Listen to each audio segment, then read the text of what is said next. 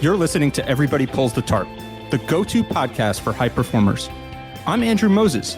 Each week, you'll hear my thought-provoking conversations with Olympians, pro athletes, CEOs, elite coaches, best-selling authors, and other high performers to uncover their secrets to success.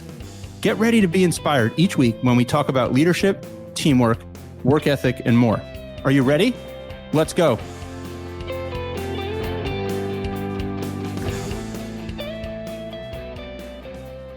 Hey, everyone. This week, my guest is journalist and New York Times bestselling author Jennifer Keishin Armstrong.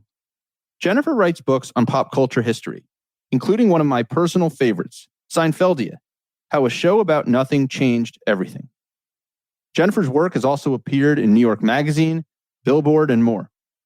We covered a lot of ground in this 30-minute conversation. The story behind how Jennifer's first book came together, thanks to good old-fashioned hard work and hustle, her process for generating new ideas, ways to be more confident in your own work, and so much more. Jennifer also gave me some great advice on how to grow this podcast. And it's an important lesson I want all of you to hear because I think it can help you make the most of big projects that you're working on in your life. So let's pull the tarp and get straight to my conversation with New York Times bestselling author Jennifer Keishin Armstrong. When did you know that you wanted to be a writer? I mean, writers are boring this way because we all say this, but like always, I think maybe there are some other professions that you eventually come into or something, and there may be people who come into writing that way too, but creative stuff like this, it's often in you, and I was always a writer. And I mean that, like my mom gave me a typewriter when I was like, as soon as I could like sit up myself and type it. I was like writing plays that I made all my friends do in the garage. So always up to something there. I had a curiosity as a kid to be a sports reporter. And my parents, in part to kind of, I guess, give me some exposure to it, but also just to help me practice writing and spelling and all those things at a very early age. And also to teach me some discipline, got me a spiral notebook.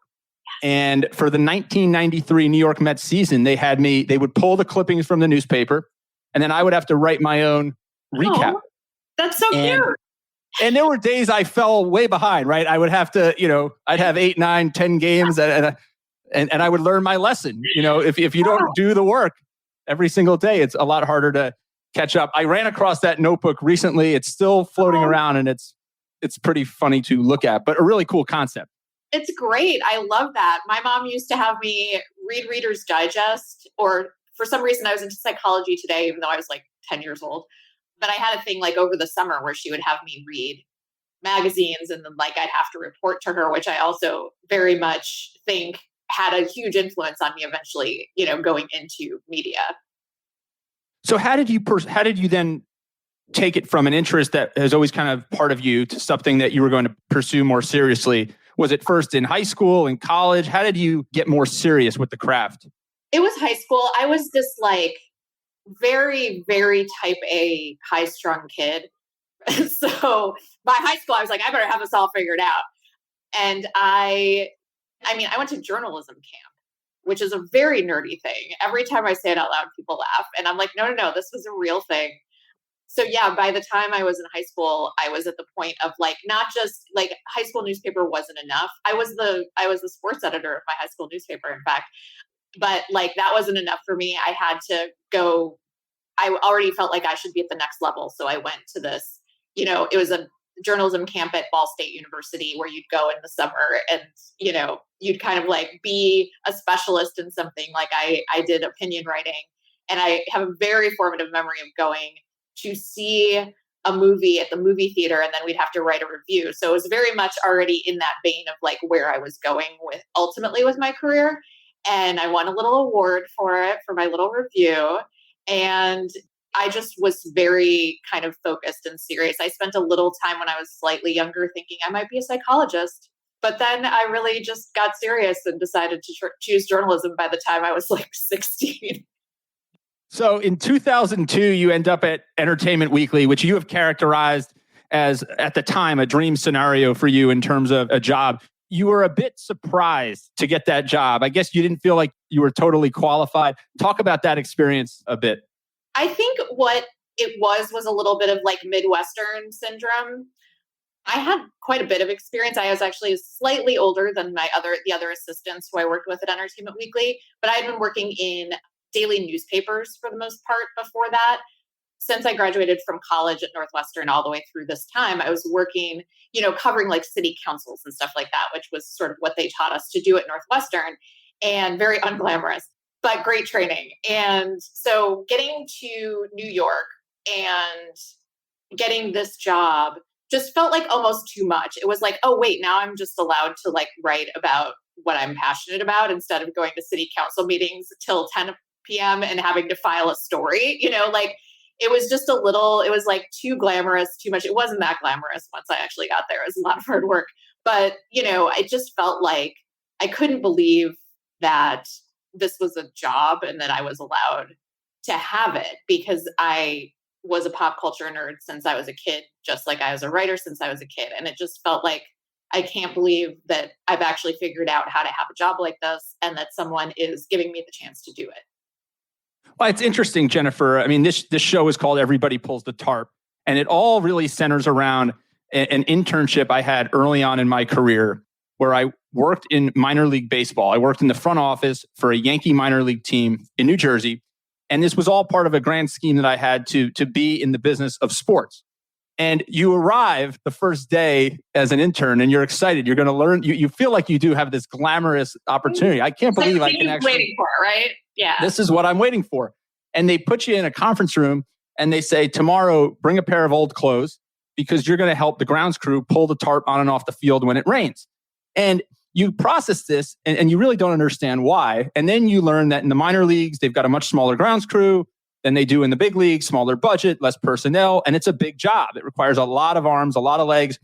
And it really set in motion for me this mindset that you have to be willing to do anything to be successful in whatever it is that you're doing. And there's really no task beneath you when you're trying to, build a career, sustain a career and be ultimately successful. But what it also is a great reminder is that things that seem and sound glamorous because of maybe the industry that you're in or what you get to do are actually really a lot of work. So talk a minute about, obviously, covering pop culture and working for Entertainment Weekly, probably lots of times on different sets and with different actors and actresses and entertainers.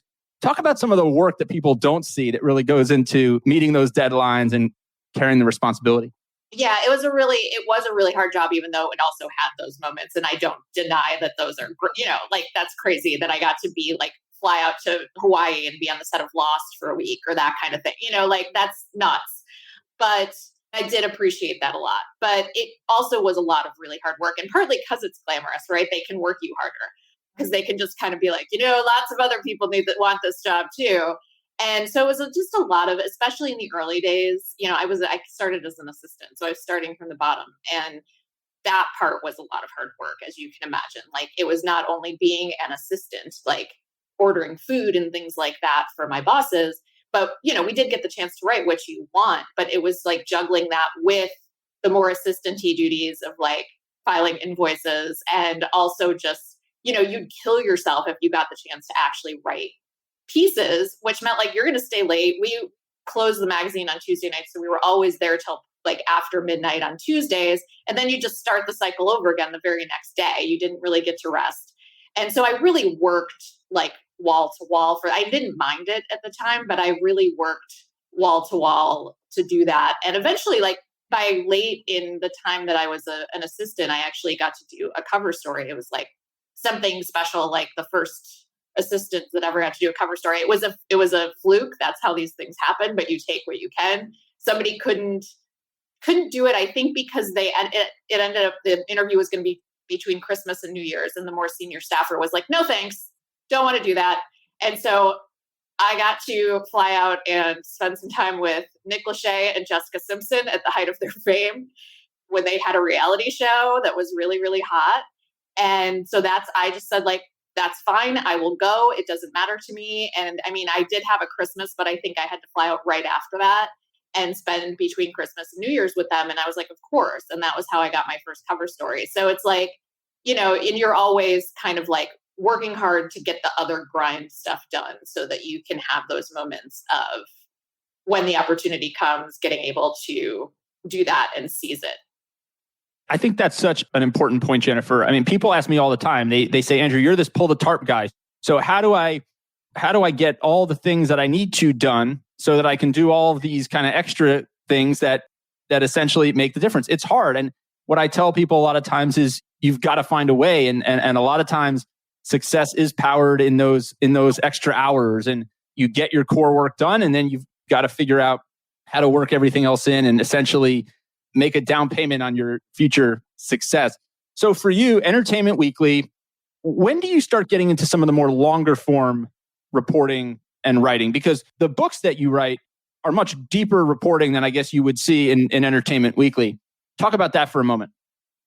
From there, like I moved up at Entertainment Weekly, and after doing that cover story and stuff, so I was like regularly doing feature stories and cover stories there for several years, for many, many years after that. And while I was there, this is actually very germane to what we were just talking about. I was approached through various means I won't get into, but like through connections, I was approached by a major publisher looking for somebody to write a book about the 1950s Mickey Mouse Club. And I was not alive in the 1950s, but I kind of knew what the Mickey Mouse Club was. And I just thought like this was a dream of mine. Since I was that little kid with the typewriter, it was a dream of mine to write books. And I had been trying to write novels on my own and had not been successful so far in getting those published. So this was a dream, and it came in a different form than I had sort of envisioned it originally. And I just thought, well, I'm not going to say no. So I was like, I'm Googling 1950s Mickey Mouse Club, and I'm figuring out what's going on here, and kind of had to interview a little bit for that job. But the fact that I at least was an entertainment reporter, I had written a lot about Disney stars at that time. So like Miley Cyrus, Selena Gomez, those kinds of people. So it wasn't totally crazy. And I just said, yes, let's figure this out. I don't know how to write a book. I don't know the Mickey Mouse Club, but let's do it. And I sort of figured it out as I went, and I certainly made a lot of mistakes. But that was actually my first book. And it hadn't occurred to me before that I could sort of mash together more closely what I had been doing at EW and my dream of writing a book. And that, what if I wrote a book about a TV show that I cared about next, was kind of the thought process. Like that was fun. And I got to learn on that one. This time, what if I figured out, a show that really meant something to me and had a story to tell that I was excited about? And then that was how I ended up pitching a book about the Mary Tyler Moore Show that became kind of like what I think of as my real first book. Like that was the passion project that had everything that I wanted in it.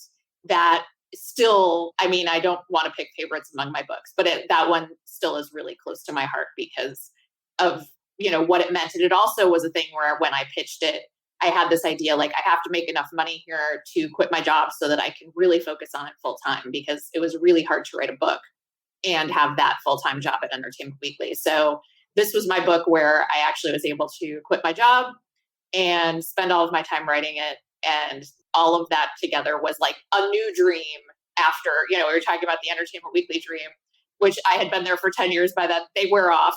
Dreams wear off, and I was really ready for the next thing. And this felt like even more exciting. Like I can't believe that somebody's gonna, let me write a book about the Mary Tyler Moore Show and pay me for it. So you talked a little bit there about like the idea for that book. Where else did the ideas come from? Did you literally just say, I'm going to write books on things that I have interest in and curiosity? Is that? It was that, and it was like this idea of like that book really gave me the idea of the format, right? Of like, oh, what if it's just one TV show and I write kind of a biography of it, essentially. Have the skills and even some of the connections to do that, because I've been working at Entertainment Weekly for 10 years, right? I've been talking to actors and producers and people like that. I know how Hollywood works. I know a lot about television history by now because TV was my beat at Entertainment Weekly. So like, there's a lot going on. And what really sparked it for me was obviously I'm looking for an idea, but when I was at EW, a huge part of what I did in the TV department was kind of like women in television or like women in comedy, a lot of that stuff. And particularly the rise of Tina Fey at the time. Like this was when 30 Rock was on. She was doing the Sarah Palin impression that like through the election and, the whole thing.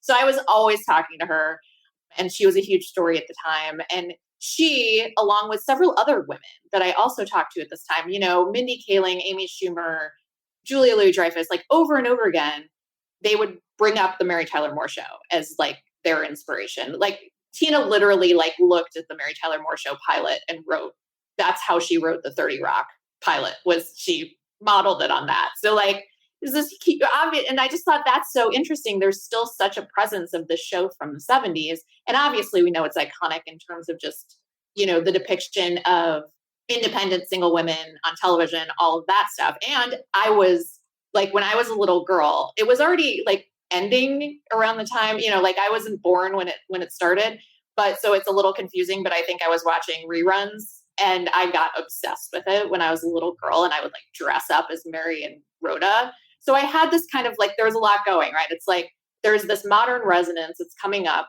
but I was obsessed with it when I was a kid. So I have this memory of it. And then when I did some research, I also found that it was the first show to have like multiple women writing for it instead of just like, the one, at the time, a lot of shows would have like the one woman or a woman who's paired with a man. But this show had like startlingly, like a third of their scripts were written by women, which was huge at the time.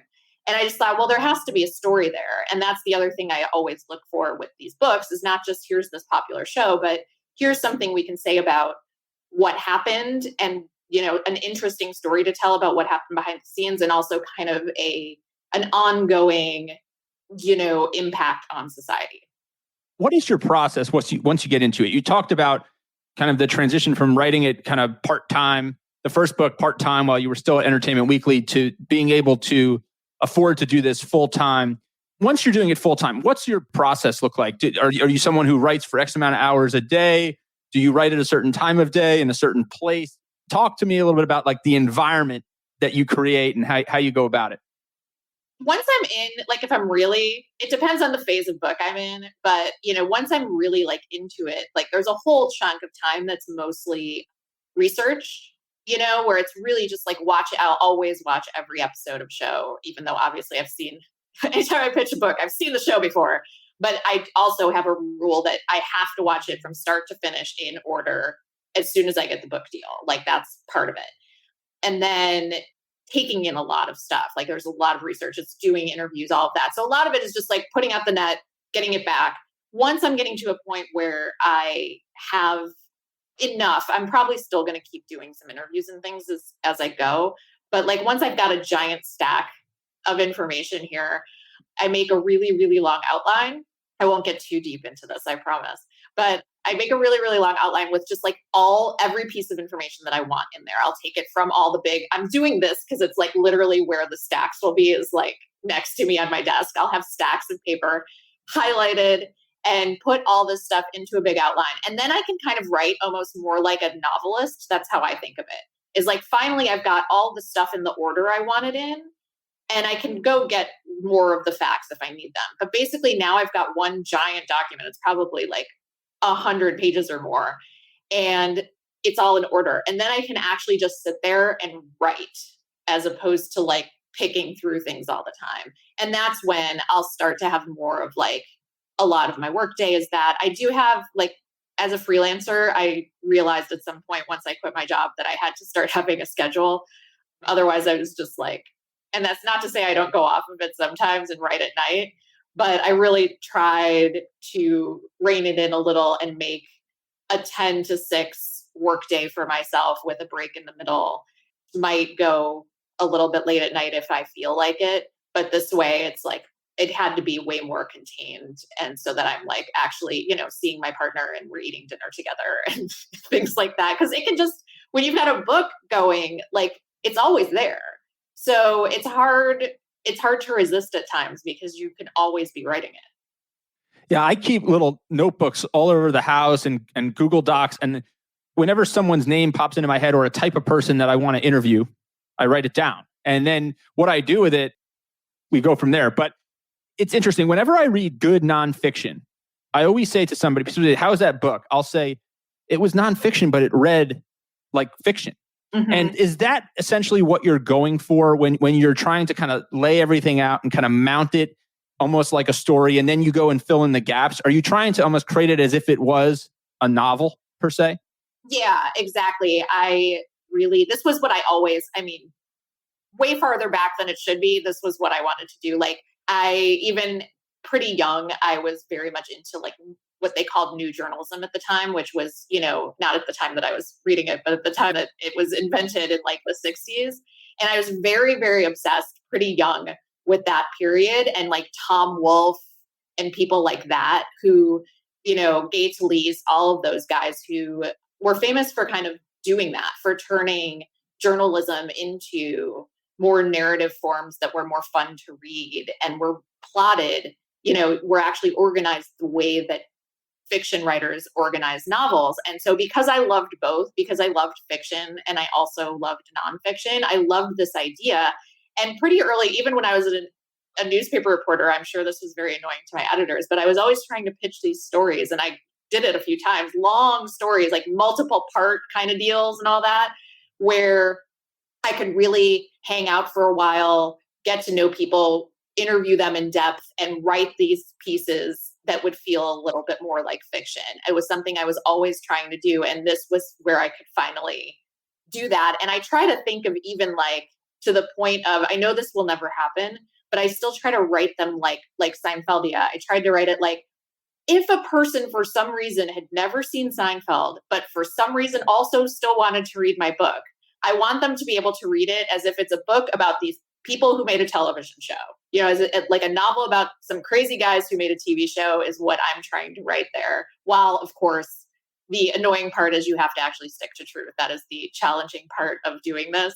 But that to me is the most fun part. And it's why I haven't so far ever done like an oral history, which is a very popular way to do some of the, there's a book about The Office that's a great oral history, a Saturday Night Live book that's seminal and is a great oral history. But I always, I'm an annoying writer who wants to like write things. And so that's why I've always done this form instead. I'll tell you what, I made a note, Jennifer, that the next time my wife tells me that I'm watching too much Seinfeld and I've seen the episode 1,000 times, I'll just tell her I'm writing a book on Seinfeld and I'm going to watch from start to finish. How do you, especially earlier on in your career, writing books, how do you stay confident that something that you're passionate about and feel good about is something that a lot of people are going to want to read? It's so hard. It is. It's really like, I mean, in some ways, of course, the books that I've written, it's like, there's a lot of evidence that people enjoyed Seinfeld, so and you do have to write a book proposal that convinces at least one other editor that this is true and that they're going to sell a lot of books.